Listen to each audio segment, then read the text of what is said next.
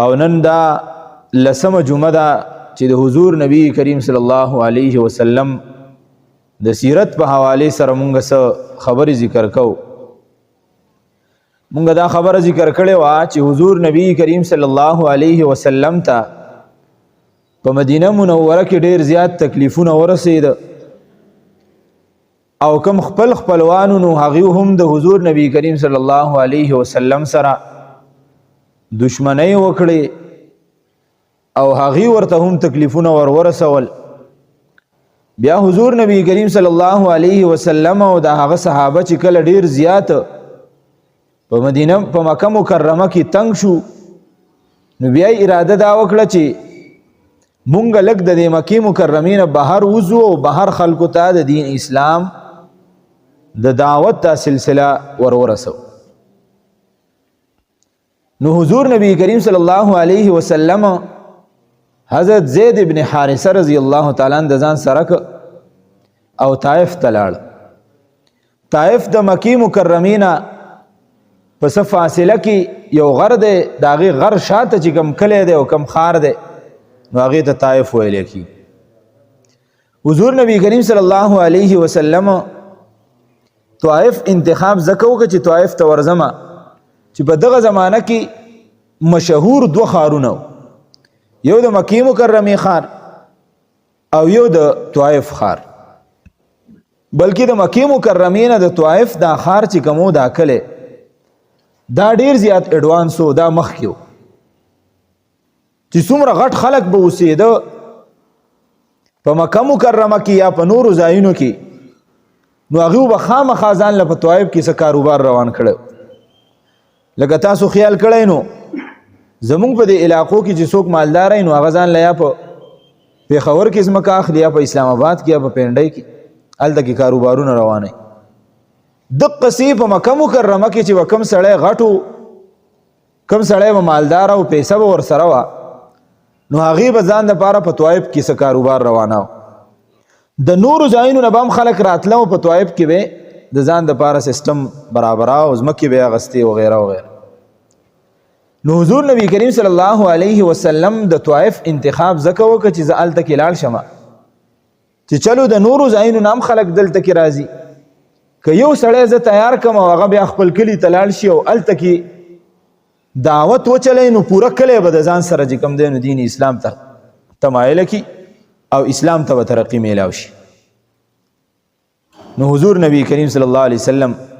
دغه صحابي حضرت زید ابن حارثه رضی الله تعالی عنہ د ځان سره او لاړه هجرت یې وکړه طائف ته. او دا څه وخت پورې کار نه و چې مثلا د سحر روان شو او ماسپښین چې کوم دی نو واپس بیا خپل کلي ته راله، نه، بلکې مزل یې وکړه هلته کې وګرځېده، هلته کې فردن یو کس ته چې کوم دی نو دعوت ورکړه. د حضور نبی کریم صلی الله علیه وسلم مقصد دا و چې طائف والا خلق د مکی مکرمې د دې خلکو په شیطانت کې نه دي راغل، دا محفوظ پاتې شوي دي. نو چې زه څنګه دعوت ورکړم نه امید د الله تعالی نه دا دی چې دیو به اسلام قبول کړي او زموږ ملاتړ به وکړي. چې کله هغې هلته کې تشریف یوړو وګرځېده نو د عزت خبره خو جدا، خو د حضور نبی کریم صلی الله علیه وسلم ډېر سخت سپکاوی وکړ، ډېر سخت تکلیفونه ورسول. بلکې تر دې حده پورې چې کوم مشرانو او د هغو څومره نوکران چاکران غلامانو نو باقاعده یو میټینګ راکال کوي چې په دې سړي پسې وګرځئ چې کوم ځای ته دی ورځي نو دی په کاڼو باندې ولی دی شړی په ده پسې چغې وهئ. حضور نبی کریم صلی الله علیه وسلم د هغې خپل کلي نه د طائف نه چې کوم دی نو په دې شړلو باندې راوویسته او په کاڼو باندې وویشته. حضور نبی کریم صلی الله علیه وسلم واپس را روان دی تر دې حده پورې چې دعا غواړي په لاره باندې چې الله جل جلاله زما بل څه اسره نشته دی، زه خالص ستا د دین د سربلندۍ دپاره راوتی یم، زه د دې دپاره راوتی یم چې ستا په دې ځمکه باندې ستا په دې بندیګانو کې ستا فرمانداران پیدا شي، ستا تابعداران پیدا شي او ستا دین هغه ته غلبه میلاو شي. اے الله جل جلاله تا دین له غلبه ورکړی دا، لہذا ته مال هم غلبه راکې په هغه خلکو باندې چې څوک ستا انکار کوي، ستا خبرې د غوږ نه ږدي، الله په هغه خلکو مال غلبه راکې. دا دعاګانې حضور نبی کریم صلی الله علیه وسلم وغوښتلې، او د دې سره سره به حضور نبی کریم صلی الله علیه وسلم په زړه کې د شفقت او د رحمت هغه معامله د هغه خلکو سره ساتله چې هغوی به کاڼي شته، نو حضور نبی کریم صلی الله علیه وسلم به دا دعا غوښتله چې الله جل جلاله دغه سړي ته ایمان نصیب کړي، دغه سړي ته ایمان نصیب کړي، پلانکي ته ایمان نصیب کړي. دا دعوت حضور نبی کریم صلی الله علیه وسلم دا وسات. بیا حضور نبی کریم صلی الله علیه وسلم چې ډیر زیات ستړی شو، نو په طائف کې لاندې یو باغ د عتبه او د شیبه، هغه باغ ته ځان راورساو چې کینی لګه دمه وکي، او د حضور نبی کریم صلی الله علیه وسلم د خپه مبارکه دا په یو کاڼي باندې لګېدلې وه، نو د هغې د وجې نه ډېره اینه تله. نو حضور نبی کریم صلی الله علیه وسلم دا وغوښتله چې دې باغ کې ممکن و زه دا خپله خپه چې کوم دی نو وتړمه، دې له څه علاج معالجه وکړمه، د دې نه بعد به چې کوم دی نو زه پاس. بهرحال دا عتبه او شیبه دا دواړه رونه او حضور نبی کریم صلی الله علیه وسلم د خاندان سړي، نو کم از کم په زړه کې هغه رحم و چې یاره دا زموږ د خاندان سړی دی، ډېر زیات ستړی شوی دی، چرته به تلی و. بهرحال حضور نبی کریم صلی الله علیه وسلم چې څنګه کېناسته، نو دغې عتبه او شیبه دیو به په دې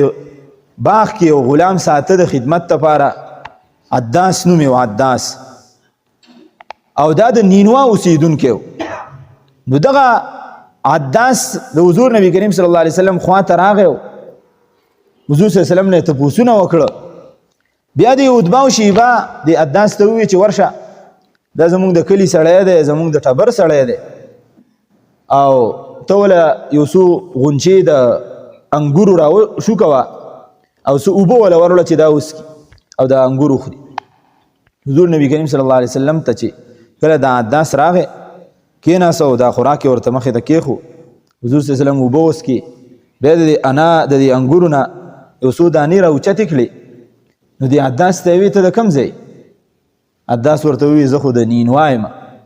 خو عداس دا نه پېژانده چې دا څوک دي، وی چې چېرته مسافر به یې راغلی به او دلته به اوس دمه کوي. نو حضور نبی کریم صلی الله علیه وسلم ورته وویل ښه، وی د یونس علیه السلام د کلي، د یونس علیه السلام د کلي. هغه ورته وی او وی تا ته څه پته ولګېده چې زه د یونس چې کوم دی نو د نینوا دی؟ وی هغه زما رور دی که نه؟ حضور نبی کریم صلی الله علیه وسلم ته وفرمایل هغه زما رور دی. وی ښه، نورې خبرې ورته حضور نبی کریم صلی الله علیه وسلم وکړې. په هغې سره هغه عداس ډېر زیات چې کوم دی نو مطمئن شو او ورپاسېده. د حضور نبی کریم صلی الله علیه وسلم دا تندی ښکول، دا تندی ښکول که نو د عتبه او شیبه دا عداس ولیده چې یاره مونږ ورلېږلی د څه دپاره او داسې چل وکړه، دی راوغوښته چې دی خورا شه چې دا تندی د دې سړي د ولې ښکول که؟ وی چې د هغه تندی د ښکلولو دی، هغه چې کومې خبرې وکړي نو هغه خبرې 100% درستې دي، او دقې عداس چې کوم دی نو په دغه ځای کې ایمان هم راوړ. بیا د دوی سره به دا عداس اوسېده. حضور نبی کریم صلی الله علیه وسلم د دغې باغ نه راووته، را روانو په لاره کې به شپه راله، مسلسل سفر به یې کاو، په لاره کې شپه راله، یو ځای دی نخله ورته وایي. حضور نبی کریم صلی الله علیه وسلم دغه ځای ته راورسېده. چې کله راورسېده د سحر مونځ ته دوی دواړه ودرېده، حضور نبی کریم صلی الله علیه وسلم او حضرت زید ابن حارثه رضی الله تعالی عنه. د سحر مونځ کې حضور نبی کریم صلی الله علیه وسلم تلاوت شروع. خو په دغه زمانه کې د دې شیطانانو به دا طریقه کار و چې د پیریانو او شیطانانو چې دیو به اسمان ته ختل. چې کله د حضور صلی الله علیه وسلم پیدایش نو شوه، نو په دغه زمانه کې د هغې نه مخکې به پیریان او شیطانان بر اسمان ته ختل، خبرې به د فرشتو اورېدې او بیا به لاندې راتله چې کوم نجومیانو نو هغو ته به یې خبرې کولې چې نن به دا چل کېږي، نن به دا چل کېږي، نن به دا چل کېږي. چې کله عیسی علیه السلام پیدا شو نو دا شیطانان بیا صرف د څلورم اسمانه پورې خطی شو او لاندې به نه شو بره به نه شو خطی، بیا به لاندې راکوزېده. چې کله حضور صلی الله علیه وسلم پیدا شو نو دې شیطانانو به ډېر کوشش کاوه چې موږ بر اسمان ته وخیږو، خو چې لږ به وخاته نو فاتبعه شهاب ثاقب. الله جل جلاله به بیا دیو په شغلو باندې ایشته، بر نه پرشتو په شغلو باندې ایشته. اکثر کم خیال کړی په اسمان کې دا شغلې لاړې شي راشي لیدلی مې که نه. نو دا شغلې چې کله شیطانان په یو بل د پاسه شي او بره اسمان ته ځان رسوي د خبرو د اورېدو دپاره، نو الله جل جلاله پرشتو ته حکم وکړي په ستورو باندې وولئ، په شغلو باندې وولئ. نو دا پې وولي جو ایسته شي ختم شي. نو د مشر شیطان دا خبره وکړه چې تاسو وګرځئ خامخا څه چل شوی دی چې دا اوس مونږه اسمان ته نشو ختی، نو خامخا څه چل شوی دی. یوې چې کوم دی نو مشرق طرف ته ورېږه، بلې مغرب طرف ته، جماعتونه یې تقسیم کړه شیطان. نو دیو جماعت دغې طرف ته راغلی او نخلې طرف ته، چې کله حضرت نبی کریم صلی الله علیه وسلم او زید ابن حارثه په دې مونځ باندې ولید او دیو تلاوت کاو، نو هغه شیطانان پوه شو چې هغه کار چې شوی دی نو هغه دې دواړو سړو کړی دی. دا موږ چې اوس نشو ختلی نو خامخا دې دواړو سړو کې څه چل. دوی تلاوت واورېده او تلاوت یې واورېده او دومره اثر پې تلاوت وکړه چې د حضور نبی کریم صلی الله علیه وسلم د مونځ د ختمېدو نه بعد راله هغه پیریان او د حضور نبی کریم صلی الله علیه وسلم مخې ته کېناست. اوس الله جل جلاله د حضور صلی الله علیه وسلم د مطمئنوالي دپاره دا ټوله قصه داسې برابر کړه چې زه انسانانو خو دې دعوت ونه منو ده، راشه پیریان د تکینومه پیریان به د دعوت ومني.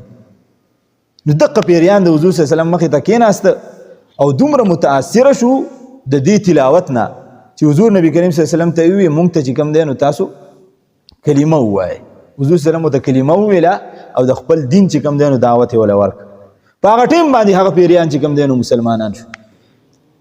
بیا د حضور صلی الله علیه وسلم نه تپوس وکړه چې مونږ به څه چل کوو. وی تاسو د کوم ځای؟ حضور نبی کریم صلی الله علیه وسلم ته هغه ورته مونږ د عراق نه راغلي. وی لاړ به شئ عراق ته او کار به ستاسو دی چې دا ما درته څه وښوده د دین اسلام د دې دعوت به خور کوئ هلته کې او دعوت به ورکوئ. دقه اولني پیریانو چې حضور نبی کریم صلی الله علیه وسلم هغوی ته د دین دعوت ورکړ، هغوی ولاړه او انتهایی کوشش یې وکړ. قرآن کې الله جل جلاله تذکره وکړه، دومره کوشش یې وکړ او ډېر شی پیریانې چې کوم دی نو دین اسلام طرف ته مایله کړه او مسلمانان یې کړه. او په قافلو کې د حضور نبی کریم صلی الله علیه وسلم مخې ته به دا پیریان راوسته او د حضور صلی الله علیه وسلم په لاس مبارک باندې به بیعت کاو. بیا بهرحال حضور نبی کریم صلی الله علیه وسلم چې کله دغه مونځ وکړه دغه پیریان مسلمانان شو نو بیا خپل کلي ته را روان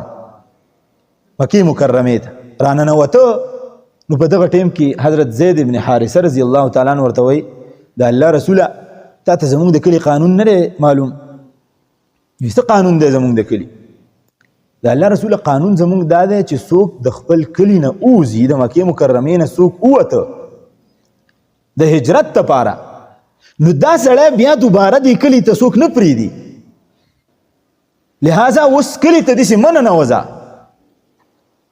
تر هغه وخته پورې تر څو پورې چې مونږ د چا په امان کې ځان ورننه باسلی نه. څوک به د ځان دپاره ذمهوار وګڼو او د هغه په ذمهوارۍ کې وګوری بیا کلي ته ننوځو. حضور سلام ورته ویل ټیک ده. په دې کې دوی روان دي په لاره کې یو کس دی مطعم ابن عدي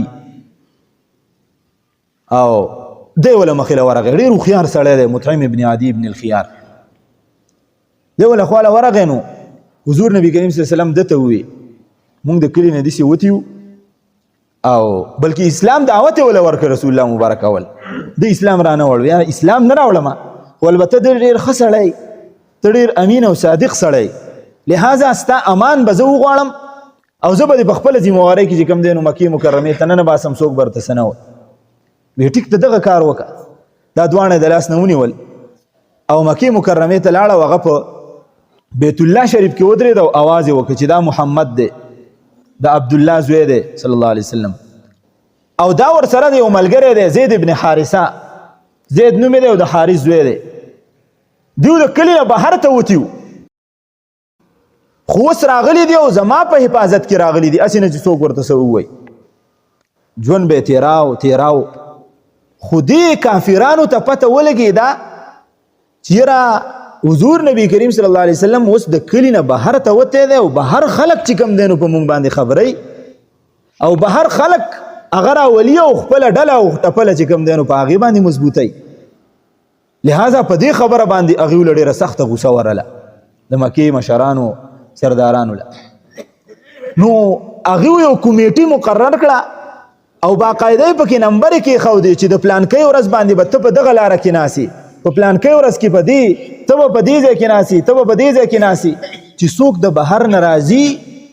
نو لول به هغه کنوینس کې هغه به کینې او دا خبره به ورته کوې چې یاد ساته ګورئ زموږ په دې کلي کې زموږ د مشرانو ستاسو د پلارانو یو دشمن پیدا شوی دی نعوذ بالله او داسې لوی جادوګر دی چې چاته خبره وکړي نو هغه د خپل پلار نیکه د دین نه اړوي نو چې کله ته راځې نو ګورې د هغه سړي خواله به نه ورځې د هغه نه به ځان ساتې دا کیر چاپېره د مکې مکرمې نه دا کسان به ناسو او خلق چې به راتله نو دقه خبره به ورته کوله او د حضور نبی کریم صلی الله علیه وسلم خلاف نفرت به خوراو بهرحال یو صحابي دی وروسته ایمان ناوړ طفیل ابن عمر رضی الله تعالی عنه دی د دوس قبیلې دی او د یمن نه راغلی دی دی وایي چې کله زه رالمه نو زه هم په لاره کې یو کس ودرولم او ما ته دا ټوله قصه وکړه چې ګورې زموږ په کلي کې دا سړی پیدا شوی دی د عبدالله زوی دی او په کور کې په کلي کې په ولسو کې او په مشرانو کې جګړې ګوره پیدا کړي دي د ده نه به ګورې ځان وساتې که هر څه راځي مکې مکرمې ته خو د دې سړي نه به ځان ساتې هسې نه د هغه په خبرو کې راشي ما ورته وی چې ټیک ته چې تاسو ما ته څه وایئ زه به هغه کومه چې راننوتم نو ما ته بل یو سړي هم دا خبره وکړه او هغه راته دا خبره وکړه چې په مجلس کې کېناستل څه کې که چېرته خبره دې غوږ ته پرېوته هغه چېرته ناسو ته ورسره نه کېناستې خو چېرته هوا یو خبره راوړه او ستا غوږ ته در ورسېده نو بیا به هم په تا باندې دومره اثر کړی چې ته به ګورې د خپل پلار او دین د خپل پلار او نیکه دین ګورې پرېږدې دومره اثري او جادوګر سړی دی نعوذ بالله دی وایي چې کله ما ته دقې سړي دا خبره وکړه په دویم ځل باندې نو ما مالوچ راواغسته او په خپلو غوږونو کې مې کېښوده او زه چې په مکه مکرمه کې به ګرځېدمه نو زما په غوږونو کې به مالوچ پراته و د دې وجې نه د ده یو لقب مشهور شو ذو القطنتین قطن مالوچو ته ویلی کېږي نو ده به همیشه په خپلو غوږونو کې مالوچ ایښودي و په مکه مکرمه کې به ګرځېده ذو القطنتین به خلکو راته وي یو ورځ مې سوچ کاو په مکه مکرمه کې ګرځېدم چې ځان نه مې څه لیونی جوړ کړی دی د خلکو په خبرو باندې چې کوم دی نو اعتماد کومه داسې ولې نه کومه چې دا غوږونو نه دا مالوچ لرې کړم او ورشم دې سړي خوا ته کښېنم چې ته څه وی دی خلکو ته چې دومره الرجیک دي دا خلک ستانه دې خلکو ته څه خبره کې غوږونو نه مې مالوچ لرې کړه او ورغلم د رسول الله مبارک خوا ته او هغه ته مې وویل چې دې خلکو ته ته څه وی چې دا خلک ستانه داسې چې کوم دی نو نفرت کوي او ستا خلاف چې کوم دی نو خبرې خورئ حضور نبی کریم صلی الله علیه وسلم خپلې خوا ته کېنولمه او ما ته چې کوم دی نو نصیحت وکړه او د قرآن مجید یو څو آیتونه راته ووي چې څنګه آیتونه ما ته ووایي په ما باندې اثر وشو په ما باندې اثر وشو ما رسول الله مبارک ته ووایي چې په کوم څیز باندې به زه چې کوم دی نو ستا دې ډلې او ټپلې ته در داخل شم رسول الله مبارک راته ووایي چې ووایه اشهد ان لا اله الا الله واشهد ان محمد رسول الله چې څنګه راته دا کلمه ووایي ما پسې ووایي او اسلام مې راوړ اسلام مې راوړه او رسول الله مبارک ته مې بیا ووایي چې اوس ما اسلام راوړ زما کار به صحیح توره راواخلم ستا د حفاظت دپاره ایثار شم ستا په فوج کې شامل شم څه وکړم رسول الله مبارک راته وایي چې نه ته د یمن نه راغلی د دوس قبیلې سره تعلق ساتي لاړ به شي او ستا چې څومره خاندان دی هغه خاندان تبا یو فردن هغه ته د دین اسلام دعوت ورکړي. ما ورته چې د الله رسوله زمون خو نسلونه په دقه دین باندې را روان دي، کفر دی، شرک دی، د الله رسوله څه نښه چې کوم دی نو مال راکړه چې زه ورته هغه خیمه او هغه زمانه مطمئن کیږي. نو حضور صلی الله علیه وسلم ویلاس اوچت کړه، دعا یې وکړه اجعل اللهم اجعل له آیه، چې الله جل جلاله د ده دپاره څه نشاني مقرر کړي. و چې څنګه حضور نبی کریم صلی الله علیه وسلم دا دعا وکړه نو زما د دې تندي نه وایي پړقا شروع شو، داسې پړقا به یې کوله تندي مې. رسول الله مبارک راته ووایي چې ځه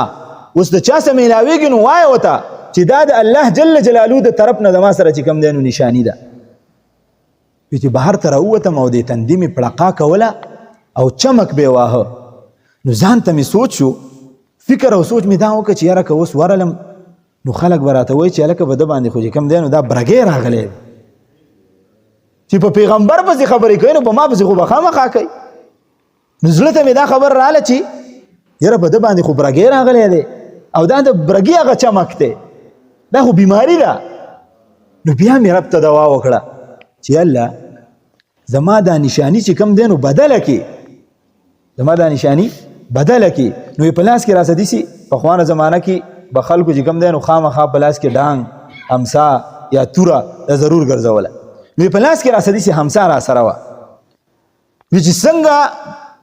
مې دا دعا وکړه نو د تندي نه مې هغه پړق لرې شو او د همسا په دې سر کې هغه پړق پیدا شو چې داسې به مې کړه نو د بیټرۍ په شان چې کوم دی نو رڼا به هغه همسا کوله.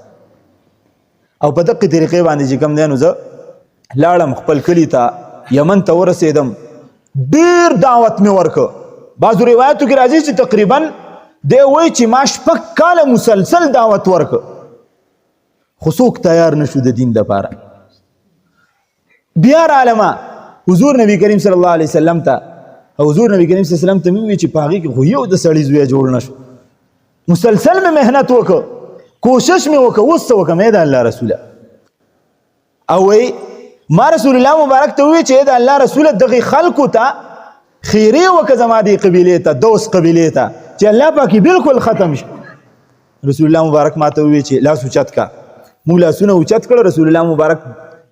داسې قسمه دعا وکړه چې الله جل جلاله اللهم اهد دوسا وأت بهم، چې الله جل جلاله دوس قبیلې ته هدایت وکړي، وأت بهم او زما خواله راولي. چې څنګه رسول الله مبارک دا دعا وکړه او زه کلي ته لاړم او یو پیر مې دعوت وچلاو، نو ټولو قبیلې والا راته ووایي چې د رسول الله مبارک خواله نه ځو. ما ورته ووایي چې ولې نه ځو؟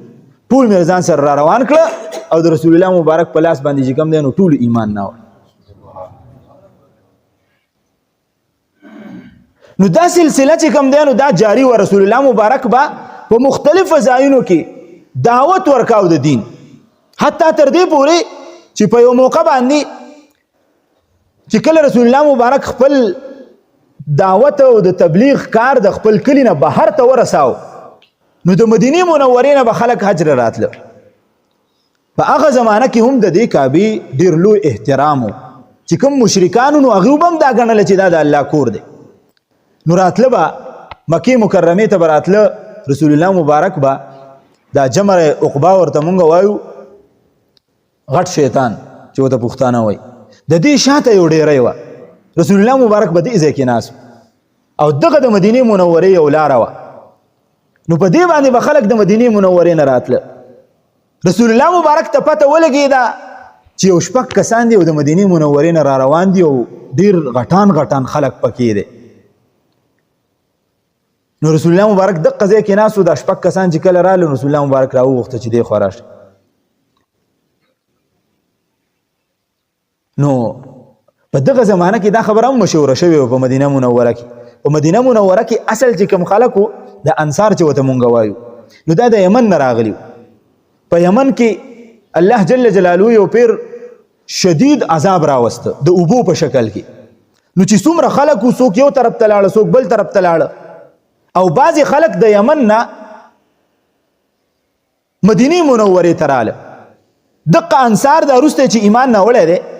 دا د مدینې منورې نه راغلي دي. دغه انصار خپل خلک د مدینې منورې دغه نه دي. نو په مدینه منوره کې چې به کوم خلک اوسېده اوس او خزرج دا دوه قبیلې وي یهودیانو دا ذاتي خلکو د دقې ځای یهودیان نو دیو به چې کله به سخت رااله نو اقا خلکو ته به وي د انصارو ته یا چې به نور څوک راغلي نو هغوی ته به وي تاسو ته چې کوم دی نو پته نشته دی چې زمونږ په آخره کې چې کوم دی نو یو وراره را روان دی هغه به ایمان خورئ د دین اسلام دعوت به ورکوي او تاسو ټول به چې کوم دی نو ختمی خو چې کله حضور صلی الله علیه وسلم راغی نو بیا ورته چې کوم دی نو ایمان راوړو ته غاړه نه یې ښوده نو دغه خلک دغه شپږ کسان چې کله مدینې منورې ته راله او دغې ډیرۍ شاته کېناسته نو دیو حضور مبارک ورته دعوت ورکړ او څو آیتونه یې ورته وویل ډېر زیات اثر پرې وشو نو فورا دیو دغه خبره وکړه یاره ته خو هغه هلک نه چې موږ ته اکثر په مدینه کې یهودیان وایي چې زمونږ یو وراره به راځي هغه به دین اسلام خورئ ته خو به هغه نه رسول الله مبارک ورته وی هغه ځای مه کړه د دین اسلام دعوت یې ورکه تر دې حده پورې چې شپږ کسه د مدینې منورې هغه مسلمانان شو او د اسلام نه بعد رسول الله مبارک ورته وی لاړ شئ مدینې منورې ته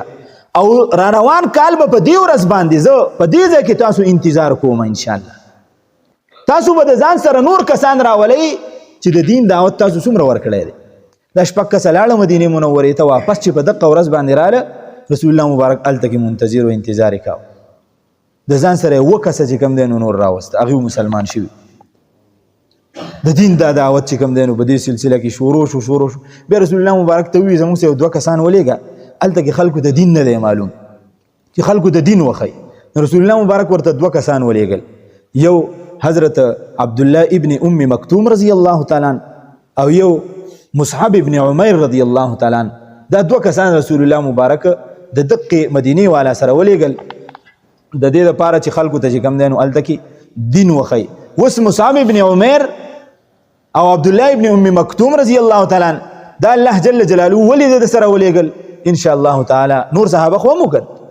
دا دواړه اوس ولېږل په دې موضوع باندې به ان شاء الله تعالی آینده جمعه دا تذکره کوو واخر دعوانا ان الحمد لله رب العالمين